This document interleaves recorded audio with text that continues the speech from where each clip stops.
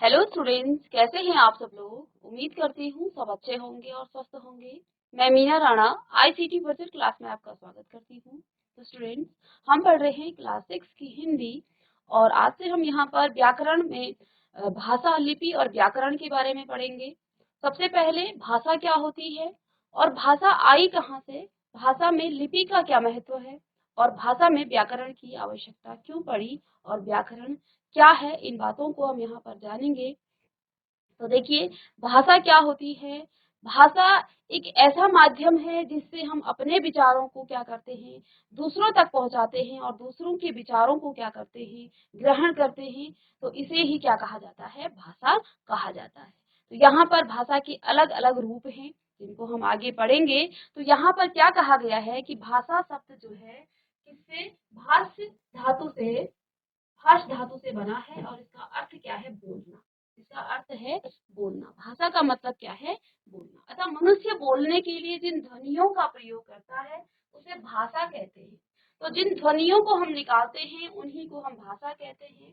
मुख से उच्चारित ध्वनियों का एक निश्चित क्रम होता है, तभी वह भिन्न भिन्न शब्दों का निर्माण कर पाती है और विचारों के आदान प्रदान में सक्षम हो पाती है। तो देखिए, भाषा जो है, भाषा का जो विकास है, इस भाषा को हम आज बोल रहे हैं, चाहे वो हिंदी है, चाहे वो इंग्लिश है, संस्कृत है, जो भी भाषा है, उस भाषा का जो विकास है, किस प्रकार से भाषा का विकास हुआ। देखिए, सबसे पहले जब बच्चा जन्म लेता है तो उस समय वो कुछ ध्वनियों के साथ जन्म लेता है। वो ध्वनियों के साथ आता है और कुछ ध्वनियां निकालता है, जिसमें वो रोना और कुछ बबलाना, इस प्रकार से वो करता है। तो वो ध्वनियां हैं।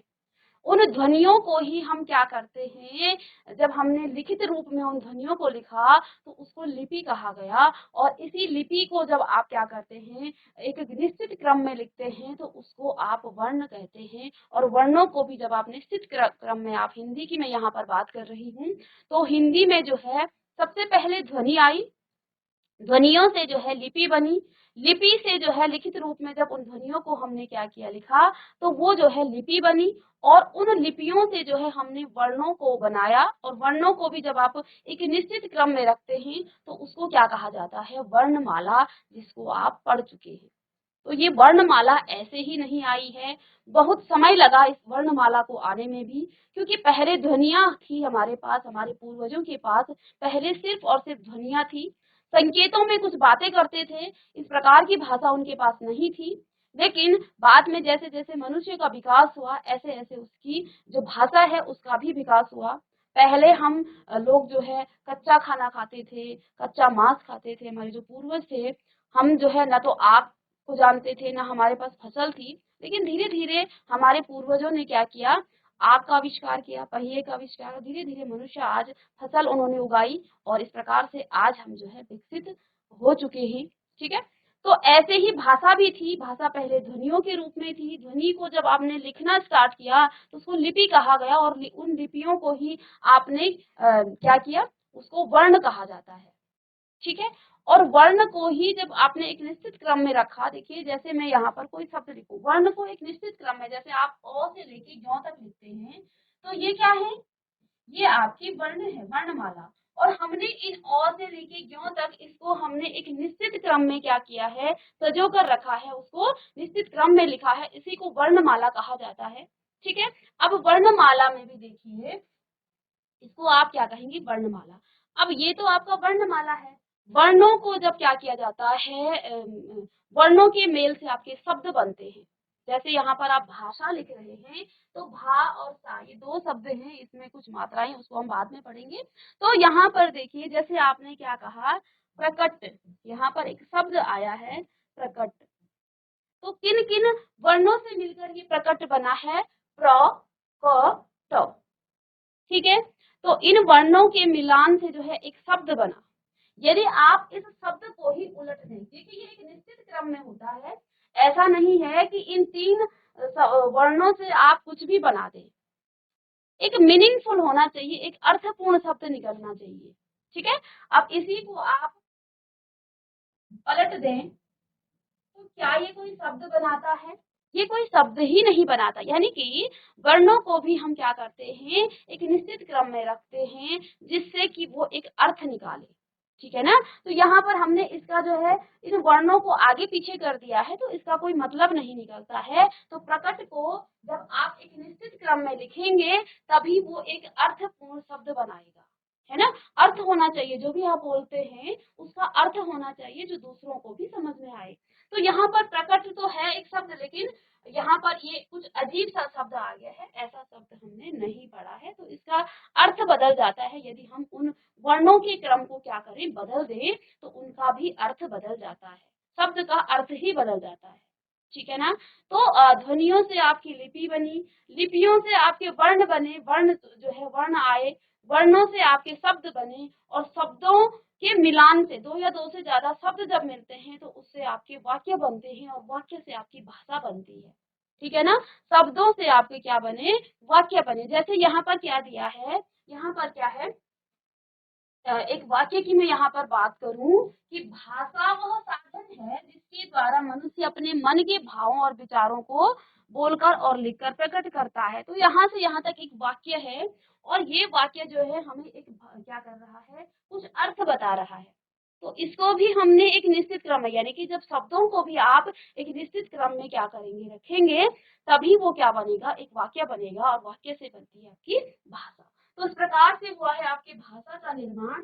और तो यहाँ पर भाषा बेसिकली क्या है, जिससे हम क्या करते हैं, अपने विचारों का मनुष्य द्वारा, भाषा वह साधन है जिसके द्वारा मनुष्य अपने मन के भावों और विचारों को बोलकर क्या करता है, लिखकर और बोलकर प्रकट करता है, तथा अपने विचारों को दूसरों तक, ठीक है ना, दूसरों के विचारों को पढ़कर और सुनकर क्या करता है, ग्रहण करता है, और जिसके द्वारा मनुष्य अपने भावों और विचारों को क्या करेगा, बोलकर और लिखकर प्रकट करता है, यानी कि दूसरों तक पहुंचाता है।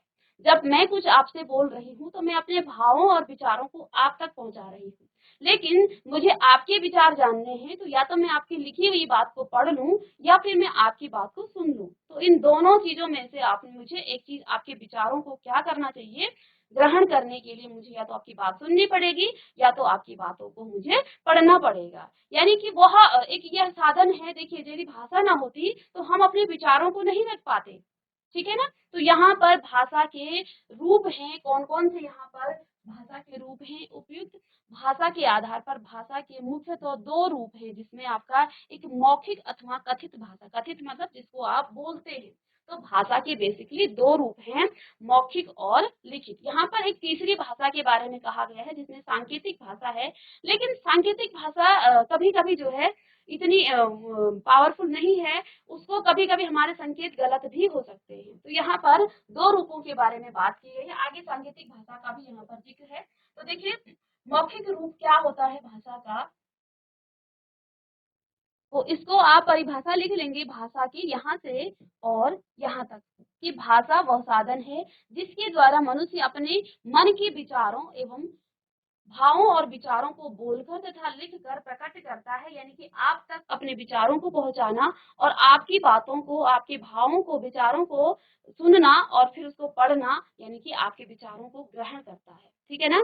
तो दो चीजें यहाँ पर हैं कि हम अपने विचारों को दूसरों तक पहुंचाते हैं, और दूसरों के विचारों को क्या करते हैं, ग्रहण करते हैं। यही भाषा का काम है, ठीक है। तो यहाँ पर दो रूप आप लिख लेंगे, मौखिक अथवा कथित, और लिखित रूप यहाँ पर भाषा का हो जाएगा। अब मौखिक रूप क्या है, मौखिक या कथित रूप क्या है भाषा का, तो देखिए यहाँ पर क्या कहा गया है, जिसको आप स्पोकन लैंग्वेज कहते हैं इंग्लिश में, भाषा के जिस रूप से मन के भावों और विचारों का आदान। देखिए, हमने दो चीजें यहाँ पर पढ़ी थी ना, क्या कि भाषा वह है जिसमें विचारों को बोलकर और लिखकर हम प्रकट करते हैं, है ना। तो यहाँ पर क्या कहा गया है, जिसमें हम क्या करते हैं, बोलकर और सुनकर किया जाता है ना। तो देखिए, भाषा उसको हम क्या कहते हैं, मौखिक अथवा कथित भाषा कहते हैं। तो जब भी हम बोलेंगे और सुनेंगे तो दूसरा भी वहां पर बोलेगा। तो बोलकर और सुनकर दो चीजें ध्यान दीजिए, मौखिक रूप में एक तो आप बोलेंगे और दूसरा आप सुनेंगे, दो चीजें हैं, ठीक है ना। तो जब आप अपने विचारों को, अपने मन के भावों को आदान प्रदान बोलकर और सुनकर किया जाता है, यानी दूसरे के भावों को भी तो हम ग्रहण करेंगे भाषा में, है ना। बोलकर तो हम अपने विचारों को बताएंगे, लेकिन सुनकर हम दूसरों के विचारों को भी ग्रहण करेंगे। तो ये है भाषा का मौखिक अथवा कथित भाषा। कथित यानी जिसको बोलते हैं, जैसे कि अब यहाँ पर शब्द से ही पता चल रहा है, मौखिक मुंह से बोली हुई भाषा को ही आप क्या कहते हैं, मौखिक भाषा। जैसे यहाँ पर उदाहरण क्या है, शिक्षक का पढ़ाना, परस्पर वार्तालाप, अंत्याक्षरी करना, फोन पर वार्तालाप करना, भाषण, कविता पाठ आदि मौखिक भाषा के यहाँ पर उदाहरण हैं। तो इसको भी आप लिख लेंगे कि मौखिक भाषा क्या है, कथित भाषा क्या है। आगे यहाँ पर क्या कहा गया है, मौखिक भाषा सरल रूप से सीखी जा सकती है। इसके द्वारा कम समय में अधिक बातें की जा सकती है। इसके प्रयोग से धन व समय की बचत होती है, किंतु यह भाषा का अस्थायी रूप है। तो देखिए क्या कहा गया है, मौखिक भाषा जो है सरल रूप से सीखी जा सकती है। देखिए मैं कुछ भाषा, देखिए जब भी आप देखिए कोई भी बच्चा जब छोटा होता है, बच्चा जब जन्म लेता है, तो जो उसकी मातृभाषा होगी, चाहे देखिए हम लोगों को जो हम इंडिया के लोग हैं, भारत के लोग हैं, हम लोगों को अंग्रेजी थोड़ा सा ऐसा लगता है कि उसमें हमें प्रयास करना पड़ता है। लेकिन जो अंग्रेज, जिनकी मातृभाषा ही अंग्रेजी होगी, उनके लिए वो भाषा सरल हो जाएगी, क्योंकि उनकी जो पेरेंट्स हैं, उनके जो माता पिता हैं, वो शुरुआती दौर से उसके साथ उस प्रकार की भाषा बोल रहे हैं, यानी कि वो उसके लिए उसकी मातृभाषा हो गई है। ठीक है ना। तो देखिए जो भी भाषा, देखिए भाषा को हम क्या कर सकते हैं, अनुकरण करते हैं भाषा का, यानी कि दूसरों का अनुकरण करते हैं। जैसा दूसरा बोलेगा वैसे ही हम भाषा को भी सीखते हैं। लेकिन लिखित रूप के लिए आपको थोड़ा सा प्रयत्न करना पड़ता है, तभी आप लिखित भाषा को सीखते हैं। तो जब आप स्कूल गए, जब आप छोटी क्लास में स्कूल गए, तो उस समय आप भाषा सीख चुके थे, अपनी क्षेत्रीय भाषा या फिर अपनी मातृभाषा आप सीख चुके थे। लेकिन जब आप स्कूल में जाते हैं, तो स्कूल की जो भी भाषा आपकी होगी, वहां पर आप उस प्रकार की भाषा को भी सीखते हैं। ठीक है। तो यहाँ पर क्या कहा है कि मौखिक भाषा सरल रूप से सीखी जा सकती है। इसके द्वारा जो है हम अधिक कम समय में अधिक बातें की जा सकती है। ठीक है। इसमें जो है इसके प्रयोग से धन व समय दोनों ही, देखिए जब आप लिखेंगे तो आपको पेन भी चाहिए, आपको नोटबुक भी चाहिए। ठीक है ना। तो वहां पर आपका धन भी खर्च होगा और समय भी आपका कम लगेगा। लिखने में जो बातें मैं अभी आपको एक लेक्चर में बता दूं, वही आप 5-10 मिनट में लिख पाएंगे, है ना, या 5 मिनट में ही आप उतनी बातों को लिख पाएंगे। तो जो मौखिक भाषा है, एक प्रकार से समझाने के लिए अच्छी है। लेकिन देखिए जब भी आप भाषा की बात करते हैं, हम कोई बात कह रहे हैं, लेकिन आपके पास उसका लिखित प्रमाण होना चाहिए। मैंने क्या कहा, उसके पास उसका यहाँ पर अस्थायी रूप है, इसलिए ये जो मौखिक भाषा है, तो जो हम बोलते हैं उसका यहाँ पर इतना वो नहीं होता है जितना कि लिखित भाषा का। ठीक है। तो यहाँ पर ये इसका अस्थायी रूप है किसका, भाषा का। अब देखिए आगे है लिखित भाषा। अब जो लिखित भाषा है, देखिए यहाँ पर जैसे कि कोई सम्मेलन हो रहा है और यहाँ पर ये बुजुर्ग जो है कुछ बोल रहे हैं, तो ये है आपकी मौखिक भाषा। अब देखिए लिखित भाषा यानी कि रिटन लैंग्वेज आपके पास क्या कह रही है कि भाषा के जिस रूप से मन के विचारों और भावों का आदान प्रदान किया जाता है, प्रदान जो है लिख कर और पढ़कर किया जाता है। तो देखिए यहाँ पर दो चीजें आप देखेंगे, वहां पर क्या था, बोलकर और सुनकर, और यहाँ पर आप देखेंगे लिख कर और पढ़। ठीक है। तो देखो लिखित भाषा, जब हम लिखेंगे तो वो हम लिख रहे हैं, पढ़कर यानी कि दूसरे के विचारों को आप ग्रहण कर रहे हैं, दूसरे की बातों को आप पढ़ रहे हैं, तो कहीं ना कहीं आप दूसरे की लिखित भाषा का ही यहाँ पर प्रयोग हो रहा है। तो देखिए किया जाता है, उसे लिखित भाषा कहते हैं। जैसे शिक्षक द्वारा श्यामपट्ट पर लिखना, तो जैसे यहाँ पर एक शिक्षिका जी हैं, तो वो जो है श्यामपट्ट पर यहाँ पर बोर्ड पर लिख रही हैं, तो ये आपकी क्या हो गई है, एक लिखित भाषा हो गई है। ठीक है। ऐसे ही और उदाहरण हो सकते हैं, छात्रों द्वारा पत्र लिखना, है ना, समाचार पत्र पत्रिकाएं हो गई। ऐसे ही जैसे आपके घरों में समाचार पत्र आते हैं, तो वहां पर आपको पूरा लिखित रूप में आता है। आपके घरों में अखबार आता होगा, तो वहां पर भी आप देख पाते हैं कि सारा आपको रिटर्न में होता है, सब आपको लिखित रूप में होता है। कहानी लिखना, फैक्स आदि लिखित भाषा के ही उदाहरण है। ऐसे ही यहाँ पर कहानी को लिखना, फैक्स करना, उसमें भी आप लिखित कुछ रूप में भेजते हैं। तो ये सब आपके क्या है, लिखित भाषा के ही रूप हैं। तो लिखित भाषा प्रयत्न पूर्ण सीखी जाती है, जैसे कि मैं पहले भी बता चुकी हूँ कि जब आप लिखित भाषा को स्टार्ट करते हैं, देखिए ऐसी भाषा को, मौखिक भाषा को, तो क्योंकि आप ध्वनियों के साथ पैदा होते हैं, हर मनुष्य ध्वनियों के साथ पैदा जन्म लेता है, तो उसको तो हम क्या करते हैं, अनुकरण के द्वारा हम उसको सीख लेते हैं, एक दूसरे की सुन करके उसको हम सीख लेते हैं। लेकिन लिखित भाषा, देखिए जब भी आप छोटी क्लासेस में गए होंगे तो सबसे पहले टीचर आपको एकदम से आप अ लिखना नहीं सीखते हैं, पहले आपको इस प्रकार से लाइनें डालनी सिखाई जाती है, ठीक है, सीधी लाइनें, फिर इस प्रकार से आपको लाइनें सिखाई जाती हैं। जब आप इन दोनों लाइनों को सीख जाते हैं, फिर आपको इस प्रकार से कर्व बनाया जाता है, इस तरह से आपको उल्टा सीधा इस प्रकार के कर्व आपको बनाना सिखाया जाता है, ठीक है ना। और ऐसे ही नीचे से भी सिखाया जाता है, ठीक है, ये तो आप जानते ही हैं, ठीक है। इतना सीखने के बाद फिर आपको इस प्रकार से सिखाया जाता है, ताकि आपकी जो हाथ की प्रैक्टिस है वो हो जाए। फिर आप क्या करते हैं, उसके बाद आप ऐसा सीखते हैं अ बनाने के लिए, फिर आप ऐसा सीखते हैं ऐसा, और फिर आप बनाते हैं अ। यानी कि काफी प्रयत्न आपको करना पड़ता है, ऐसे ही लिखित भाषा को आप आसानी से नहीं सीख पाते हैं। इसलिए जो है आप मौखिक भाषा को घरों में सीख सकते हैं, अपने घर में सीख सकते हैं, अपने परिवार के साथ सीख सकते हैं, लेकिन लिखित भाषा के लिए आपको प्रयत्न करना पड़ेगा, ठीक है, चाहे वो घर में हो चाहे वो स्कूल में, ठीक है ना। तो यहाँ पर लिखित भाषा प्रयत्न पूर्वक सीखी जाती है। यह भाषा का स्थायी रूप है, जैसे लिखित जो आपकी मौखिक भाषा थी वह अस्थायी रूप थी, क्योंकि यहाँ पर आपने कुछ बोल दिया, उसका प्रमाण आपके पास नहीं होगा, ठीक है ना। जो बोल दिया है उसका प्रमाण नहीं होगा, हालांकि आजकल रिकॉर्डिंग होती है उसका प्रमाण होता है, लेकिन फिर भी लिखित भाषा को यहाँ पर क्या कहा जाता है कि वो आपकी क्या है, वो आपकी स्थायी भाषा है, ठीक है ना। भाषा का लिखित रूप अधिक महत्वपूर्ण है, क्योंकि इसके द्वारा हम अपने विचारों को लाखों लोगों तक पहुंचा सकते हैं तथा लंबे समय तक सुरक्षित रख सकते हैं।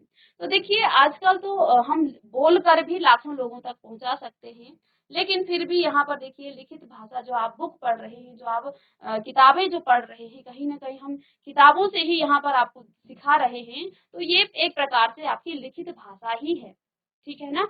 ऐसे ही हम बिना लिखे आपको यहाँ पर कुछ नहीं बता रहे हैं, जो लिखित भाषा में आपको यहाँ पर लिखा हुआ है उसी को हम आप तक पहुंचा रहे हैं। तो ये क्या है, एक लिखित भाषा का रूप है। इसके बाद जो है सिंबॉलिकल लैंग्वेज, यानी कि सांकेतिक भाषा की बात करें तो यहाँ पर तो दो ही रूप है, लेकिन इसको भी हम देख लेते हैं। जो सांकेतिक भाषा है, सिंबॉलिकल लैंग्वेज है, संकेतों अथवा इशारों द्वारा मन के भावों एवं विचारों को व्यक्त करने की प्रक्रिया सांकेतिक भाषा कहलाती है ना। किसके द्वारा, संकेतों अथवा इशारों के द्वारा। तो आप कई बार इशारे करते हैं तो आपके जो दोस्त हैं या पेरेंट्स हैं वो समझ जाते हैं, मन के भाव और विचारों को व्यक्त करने की भाषा को, ठीक है। सांकेतिक भाषा का प्रयोग सभी प्रकार के विचारों को प्रकट करने के लिए नहीं किया जा सकता है ना। तो जैसे कि मैंने पहले भी कहा है कि सांकेतिक भाषा है, लेकिन सब बातों को आप संकेतों के द्वारा नहीं बता सकते हैं। जैसे यहाँ पर देखिए, चौराहे पर यातायात नियंत्रित करना सिपाही, है ना।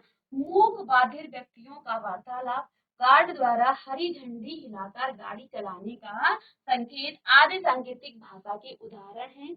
इस भाषा का व्याकरण में अध्ययन नहीं किया जाता है। देखिए सांकेतिक भाषा तो है, देखिए हमारे समाज में भी इसको यूज किया जाता है। जैसे कि चौराहे पर जो आपने देखा होगा सिपाही खड़े रहते हैं, तो वो गाड़ियों को किस प्रकार से कंट्रोल करते हैं, संकेत से ही करते हैं। वहां पर आपने लाइट भी देखी होगी, उन लाइटों से भी साफ सिपाही भी करता है, और लाइटें भी आपने देखी, वो भी एक प्रकार से सांकेतिक भाषा है।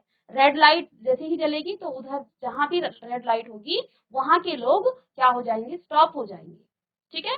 और जहां ग्रीन होगी तो वहां वो सांकेतिक भाषा है। यहाँ तक कि आप अपने स्कूल में भी देखिए, आपकी स्कूल की घंटियां बजती हैं तो आपका जो दिमाग है वो एकदम से क्लिक कर जाएगा कि हमारी छुट्टी हो गई है, अब हम चलते हैं। तो सारे बच्चे एकदम से उठ करके बाहर निकल जाते हैं। तो वहां पर आपको किसी ने ना तो लिखित रूप में कहा ना मौखिक रूप में कहा।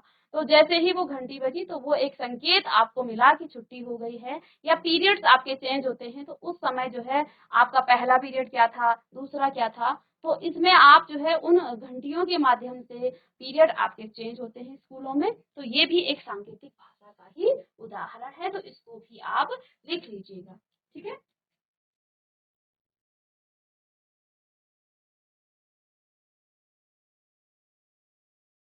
तो यहाँ पर सांकेतिक भाषा के बारे में भी कहा है कि हमेशा संकेतों के माध्यम से हम अपने विचारों को जो है दूसरों को नहीं समझा सकते हैं। इसके लिए हमें भाषा के लिखित और मौखिक रूप का ही सहारा लेना पड़ता है। इसलिए हम यहाँ पर भाषा के दो ही रूप यहाँ पर पढ़ रहे हैं।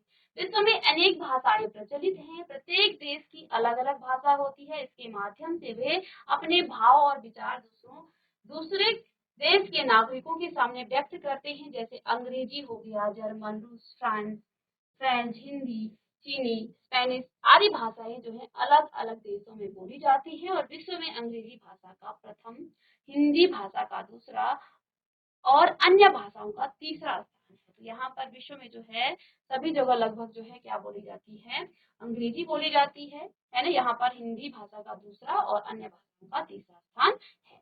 तो देखिए भारत में कौन कौन सी भाषाएं हैं इसको भी हम थोड़ा सा देख लेते हैं। इसके बाद हम लिपि पर आएंगे। तो देखिए भारत की भाषाएं क्या क्या है ये भी आपको जरूरी है पढ़ना, और इसको तो आप लिख भी लेंगे। भारत की भाषाएं जो है, भारत विविधताओं का देश है। यहाँ पर अनेक जाति व धर्म के लोग रहते हैं। यहाँ अलग अलग भाषाएं बोली जाती है। जैसे महाराष्ट्र में आप क्या बोलते हैं, महाराष्ट्री जो लोग होते हैं वो मराठी बोलते हैं, बंगाल में बंगाली, असम में असमी, केरल में मलयालम और तमिल में तमिल, गुजरात में गुजराती आदि भाषाएं हमारे देश में बोली जाती हैं। तो हमारा देश जो है अलग अलग विविधताओं से भरा हुआ है। यहाँ पर अनेक जाति धर्म के लोग रहते हैं। इसलिए यहाँ पर अलग अलग जो है जगहों पर अलग अलग भाषाएं बोली जाती हैं। जैसे यहाँ पर अपने महाराष्ट्र में मराठी बोली जाती है, बंगाल में बंगाली, असम में असमी, केरल में मलयालम और तमिलनाडु में तमिल भाषा, गुजरात में गुजराती। इन भाषाओं को आप जरूर याद कर लीजिए। हमारे देश में बोली जाने वाली ऐसी 22 भाषाएं को संविधान में मान्यता प्रदान की गई है। हिंदी को राष्ट्रभाषा तथा राजभाषा घोषित किया गया है। तो यहाँ पर हिंदी को जो है राष्ट्रभाषा घोषित किया गया है और जो है आपकी 22 भाषाएं यहाँ पर बोली जाती हैं। भारतीय संविधान में जो 22 भाषाएं हैं वो यहाँ पर प्रकार से लिखी हुई हैं। जैसे असमी, बंगाली, मलयालम, सिंधी, कन्नड़, उर्दू, बोडो, कन्नड़, मणिपुरी हो गया, तमिलनाडु हो गया, उड़िया, गुजराती, नेपाली, कश्मीरी, तेलुगु, पंजाबी, कोंकणी, डोगरी, मराठी, संथाली, संस्कृत, मैथिली और हिंदी। ये सभी भाषाएं जो है हमारे देश में बोली जाती हैं और इन भाषाओं को आप जरूर लिख लीजिए। इसको नोट डाउन कर लेंगे और इनको आप याद कीजिए कि वो भाषाएं कौन कौन सी हैं।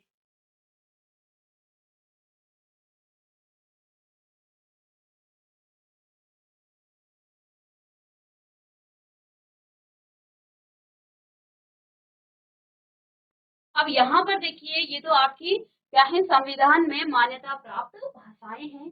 अब जो है हम मदर टंग के बारे में बात करेंगे, यानी कि मातृभाषा के बारे में बात करेंगे। मातृभाषा क्या होती है, मैं पहले भी बता चुकी हूँ आपको कि मातृभाषा का जो शाब्दिक अर्थ है वो मातृ अर्थात माँ से है ना।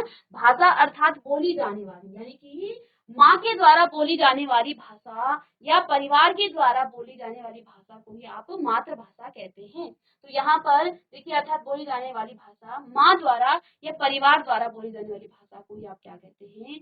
जिस बच्चे देखिए बच्चा जिस परिवार में पलता वो बड़ा होता है, उसी परिवार में बोली जाने वाली भाषा को भी वो सबसे पहले समझना और बोलना सीखता है। तो इसी को मातृभाषा कहा जाता है, ठीक है। यही भाषा उसकी मातृभाषा कहलाती है।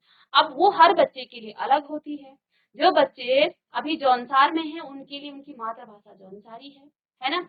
और जैसे हम यहाँ पर जो भी बोलते हैं हिंदी बोलते हैं तो हमारी भाषा मातृभाषा है, ठीक है। अंग्रेज का जो बच्चा होगा वो अंग्रेजी सीखेगा, उसके लिए उसकी मातृभाषा अंग्रेजी होगी, ठीक है। अब यहाँ पर जो है दूसरी भाषा है राष्ट्र भाषा यानी कि नेशनल लैंग्वेज क्या होती है? ऐसी भाषा जो देश में अधिकतर लोगों द्वारा बोली व समझी जाती है, वह उस देश की जो है राष्ट्रभाषा कहलाती है। भारत में हिंदी को राष्ट्रभाषा का स्थान है। तो हमारी राष्ट्रभाषा क्या है? हिंदी है।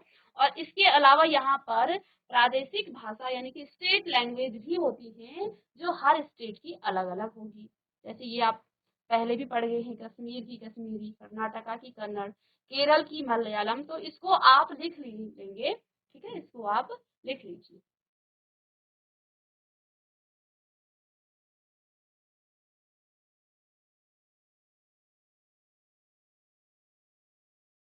तो देखिए, जैसे आपके उत्तर प्रदेश में हिंदी बोली जाती है, कर्नाटका में कन्नड़ बोला जाता है, कश्मीर में कश्मीरी, पश्चिम बंगाल में बंगाली।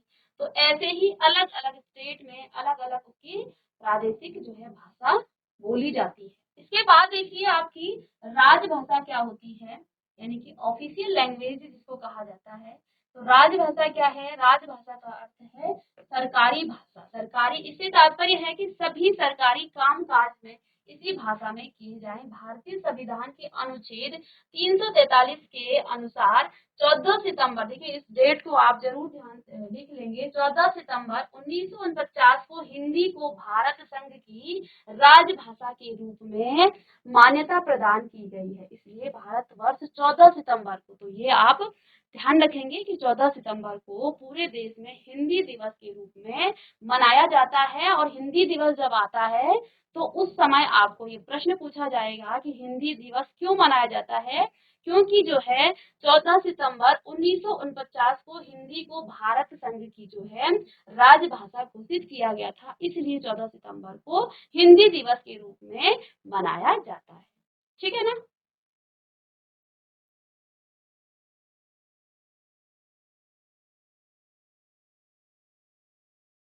तो यहाँ पर दो बातें और लिखी हैं कि अखिल भारतीय स्तर पर हिंदी संपर्क भाषा भी है, और भारत की जो राजभाषा है वो अंग्रेजी और हिंदी दोनों ही है।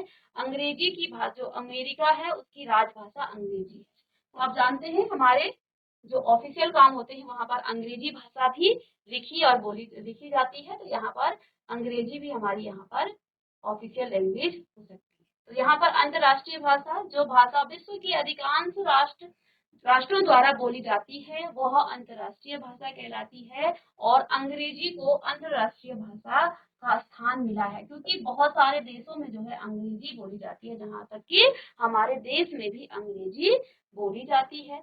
और एक और भाषा है जिसमें मानक भाषा स्टैंडर्ड लैंग्वेज कहा जाता है। समय परिवर्तन के साथ भाषा लेखन में विविधता आ जाना स्वाभाविक है। ऐसे में जो है विद्वानों एवं शिक्षाविदों द्वारा भाषा में एक रूपता लाने के लिए भाषा के लिखने का एक रूप निश्चित कर दिया गया है। यही निश्चित भाषा या मानक भाषा कहलाती है। ठीक है ना? तो यहाँ पर देखिए, अब हम बोली की बात करेंगे। हमने बोली भाषा के बाद हमने बोली पर बात की थी, ठीक है ना? तो किसी प्रांत के सीमित क्षेत्र में बोली जाने वाली भाषा का सामान्य रूप जो है बोली कहलाता है। बोली भाषा का स्थानीय या क्षेत्रीय रूप होती है।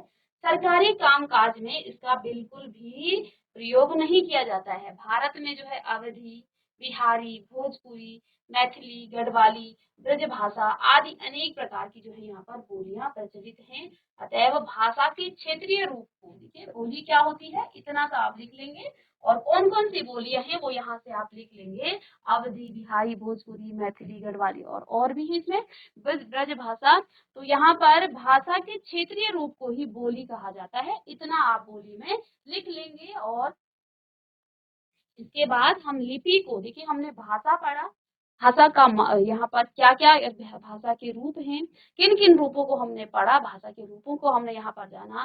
राष्ट्रभाषा क्या होती है, राजभाषा क्या होती है, हिंदी दिवस आप कब मनाते हैं, ये इंपॉर्टेंट चीजें हमने आज की क्लास में डिस्कस किया। नेक्स्ट क्लास में हम लिपि के बारे में पढ़ेंगे और मिलते हैं नेक्स्ट लेक्चर में। तब तक के लिए thank you and have a nice day.